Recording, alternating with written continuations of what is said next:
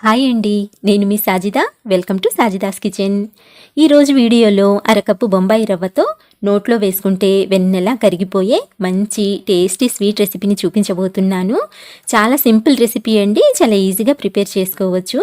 Taste అయితే చాలా చాలా బాగుంటుంది. మీకు ఎప్పుడైనా సరే స్వీట్ తినాలనిపించినా లేదా సడన్గా ఇంటికి గెస్ట్లు వచ్చినా ఎలాంటి హైరాణ పడకుండా అప్పటికప్పుడు ఇన్స్టెంట్గా ప్రిపేర్ చేసి పెట్టొచ్చండి. అలాగే ఈ స్వీట్ని తిన్నవాళ్ళు కూడా చాలా హ్యాపీగా ఫీల్ అవుతారు. అంత బాగుంటుందన్నమాట. సో తప్పకుండా ట్రై చేసి చూడండి. మరి ఇప్పుడైతే ఈ టేస్టీ స్వీట్ని ఎలా తయారు చేసుకోవాలో చూసేద్దాం. ముందుగా స్టవ్ ఆన్ చేసి ప్యాన్ పెట్టుకొని ఇందులోకి 1 టేబుల్ స్పూన్ వరకు నెయ్యిని వేసి నెయ్యిని బాగా కరిగించుకోవాలి. ఇలా నెయ్యి చక్కగా మెల్ట్ అయిపోయిన తర్వాత ఇందులోకి 1/2 కప్పు వరకు బొంబాయి రవ్వని యాడ్ చేసుకోండి. ఇప్పుడైతే గ్యాస్ని లో టు మీడియం ఫ్లేమ్లోకి అడ్జస్ట్ చేసుకొని ఈ రవ్వని ఒక 4-5 నిమిషాల వరకు బాగా ఫ్రై చేసుకోవాలి. అంటే ఈ రవ్వలోని పచ్చివాసన అంతా పోయి మంచి అరోమా వచ్చేంత వరకు ఫ్రై చేసుకోవాలన్నమాట. ఇక్కడ చూడండి, ఈ విధంగా ఫ్రై చేసుకోవాలండి. ఇలా 4-5 నిమిషాలు చక్కగా ఫ్రై చేసుకున్న తర్వాత ఇందులోకి ఇప్పుడు మనం పాలనైతే యాడ్ చేసుకుందాము. ఇక్కడ మనము 1/2 కప్పు రవ్వ తీసుకున్నాం కాబట్టి 1 కప్పు పాలని యాడ్ చేసుకుంటే సరిపోతుంది. పాలు కూడా కాచిన పాలని తీసుకోండి, పచ్చి పాలు అస్సలు వేయొద్దండి. ఇలా పాలను యాడ్ చేసుకున్న తర్వాత గ్యాస్ని లో ఫ్లేమ్లోనే ఉంచి ఇలా కలుపుకుంటూ ఈ రవ్వ పాలల్లో బాగా కలిసేలా ఇలా మ్యాష్ చేసుకుంటూ కలుపుకోండి. ఇలా 1 నిమిషం వరకు కలుపుకుంటూ ఉడికించుకున్నట్లయితే మనకు ఈ రవ్వ ఉండలాగా ఫామ్ అవుతుందన్నమాట. ఎక్కువ టైం పట్టదండి, జస్ట్ 1 నిమిషం వరకు ఇలా కలుపుకుంటూ ఉడికించుకున్నట్లయితే సరిపోతుంది. ఇక్కడ చూడండి ఎంత ఫాస్ట్గా ఇది ముద్దలాగా అయిపోయిందో. ఇలా బాగా దగ్గర పడిన తర్వాత ఇప్పుడు స్టవ్ ఆఫ్ చేసేసి ఇంకొకసారి బాగా కలుపుకొని లైట్గా స్ప్రెడ్ చేసుకోండి. ప్యాన్లోనే ఇలా స్ప్రెడ్ చేసుకొని పైన మూత పెట్టేసి కొద్దిగా చల్లారేంత వరకు కాసేపు అలా పక్కన పెట్టేయండి. ఈలోపు మనము షుగర్ సిరప్ని ప్రిపేర్ చేసుకుందాము. దీనికోసం వేరొక గిన్నె పెట్టుకొని ఇందులోకి 1 కప్పు వరకు పంచదారని తీసుకోండి. అలాగే 1 కప్పు వరకు నీళ్ళని పోసుకోండి.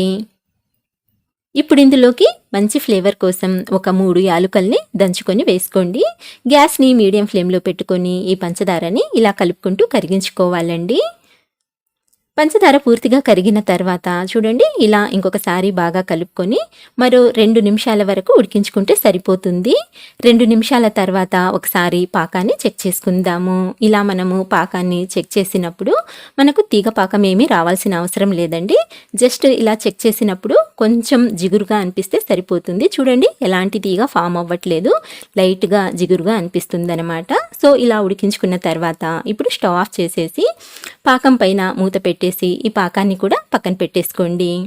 ఇప్పుడు మనము ఈ రవ్వ మిశ్రమాన్ని చూద్దాము. చూడండి, ఇది కాస్త చల్లారింది, అంటే మనం చేతితో తాకగలిగేంత వేడి మీద అయితే ఉందన్నమాట. ఇప్పుడు ఇందులోకి 2 టేబుల్ స్పూన్ల వరకు మిల్క్ పౌడర్ని యాడ్ చేసుకోండి. నెక్స్ట్ బైండింగ్ కోసం 1 టేబుల్ స్పూన్ వరకు మైదా పిండిని కూడా యాడ్ చేసుకోండి. ఇప్పుడు ఈ రవ్వ మిశ్రమంలో మిల్క్ పౌడర్, మైదా పిండి చక్కగా కలిసేలా ఇలా మ్యాష్ చేసుకుంటూ కలుపుకోవాలండి. ఇవన్నీ బాగా కలిసిన తర్వాత ఒక 2 నిమిషాలు బాగా కలుపుకున్నట్లయితే మొత్తం అన్నీ చక్కగా కలిసిపోతాయి అన్నమాట. ఇలా కలుపుకున్న తర్వాత నేను ఇక్కడ ఎలా అయితే కలుపుతున్నానో ఇలా ప్రెస్ చేసుకుంటూ మనం ఈ మిశ్రమాన్ని సాఫ్ట్గా అయ్యేంత వరకు ఒక 4-5 నిమిషాలు బాగా కలుపుకోవాలండి. చూడండి, 4-5 నిమిషాలు కలిపిన తర్వాత మనకు ఈ మిశ్రమం ఇలా కొంచెం ముద్దగా అయ్యింది. ఇప్పుడు ఇందులోకి చిటికెడంత బేకింగ్ సోడా వేసుకోండి. ఎక్కువ వేయొద్దండి, జస్ట్ చిటికెడంత వేసుకోండి. అలాగే ఈ పిండి మనకు కొంచెం టైట్గా ఉంది కాబట్టి ఇందులోకి కొద్దిగా పాలనైతే వేశాను. నేను ఇక్కడ 2 టేబుల్ స్పూన్ల వరకు పాలని తీసుకున్నానండి. ఈ పాలని కొంచెం కొంచెంగా పోసుకుంటూ పిండినైతే కలుపుతున్నాను. మీరు పిండి కన్సిస్టెన్సీ చెక్ చేసుకుంటూ అవసరమైతే కొద్దిగా పాలని యాడ్ చేసుకుంటూ పిండిని సాఫ్ట్గా కలుపుకోవాలండి. మరో 4-5 నిమిషాల వరకు బాగా ఇలా ప్రెస్ చేసుకుంటూ పిండిని కలుపుకున్నట్లయితే మనకు ఈ పిండి అనేది చాలా సాఫ్ట్గా రెడీ అవుతుందన్నమాట. మనం పిండిని ఎంత చక్కగా కలుపుకుంటామో ఈ స్వీట్ అనేది అంత పర్ఫెక్ట్గా వస్తుందండి. చూడండి, ఎంత సాఫ్ట్గా పిండి అయితే రెడీ అయ్యిందో. ఇలా సాఫ్ట్గా ఉండాలండి పిండి. సో ఈ పిండిని పక్కన పెట్టుకొని ఇప్పుడు ఒక చపాతీ పీట కానీ లేదా చాపింగ్ బోర్డ్ కానీ తీసుకొని దీనిపైన కొద్దిగా నెయ్యిని వేసి నెయ్యిని అప్లై చేసుకోవాలి. ఇప్పుడు మనం ప్రిపేర్ చేసి పెట్టుకున్న ఈ పిండి ముద్దని తీసుకొని ఇప్పుడు చపాతీ కర్రకి కొద్దిగా నెయ్యిని అప్లై చేసుకొని ఈ చపాతీ కర్రతో ఇలా ఒత్తుకుంటూ ఈవెన్గా స్ప్రెడ్ చేసుకోవాలి. 4 వైపుల నుంచి కూడా అంటే అన్ని వైపుల నుంచి కూడా సమానంగా స్ప్రెడ్ చేసుకోండి. ఇది రౌండ్గా రావాల్సిన అవసరం ఏమీ లేదండి. చక్కగా ఈవెన్గా స్ప్రెడ్ చేసుకుంటే సరిపోతుంది. ఇక్కడ చూడండి, ఇలా బాగా స్ప్రెడ్ చేసుకున్న తర్వాత ఇప్పుడు ఒక చాకు తీసుకొని వీటి అంచులనైతే ఇలా కట్ చేసేయాలండి.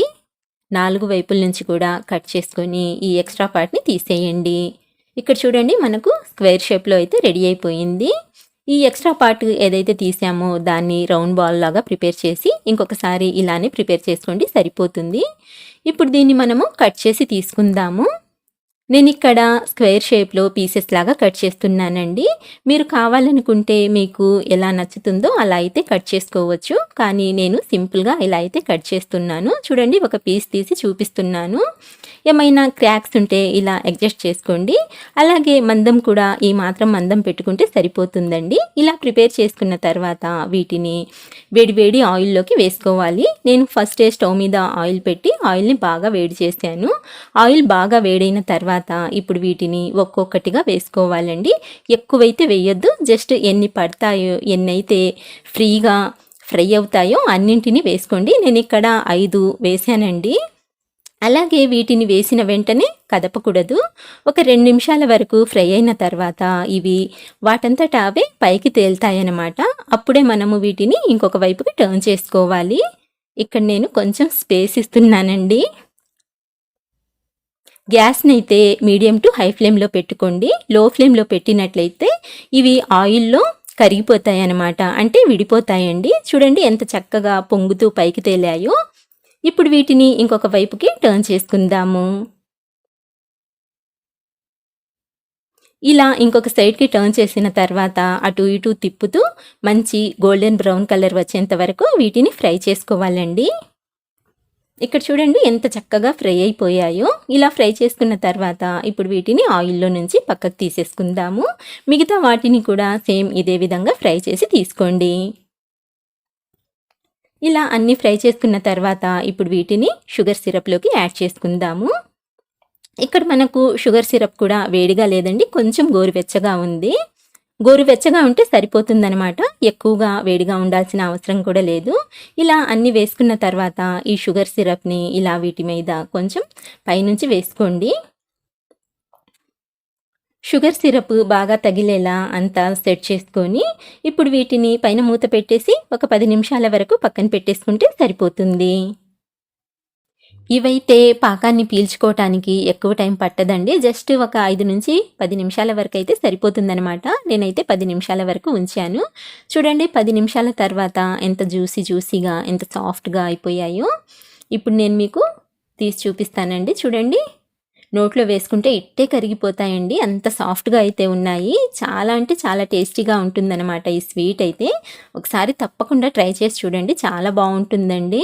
అందరికీ కూడా బాగా నచ్చుతుందన్నమాట. అలాగే చూసారు కదండి ఎంత ఈజీగా ప్రిపేర్ చేసుకోవచ్చో. సో తప్పకుండా ట్రై చేసి చూడండి. సో ఫ్రెండ్స్, ఇదండి ఇవాల్టి రెసిపీ. నచ్చినట్లయితే ప్లీజ్ లైక్ చేయండి.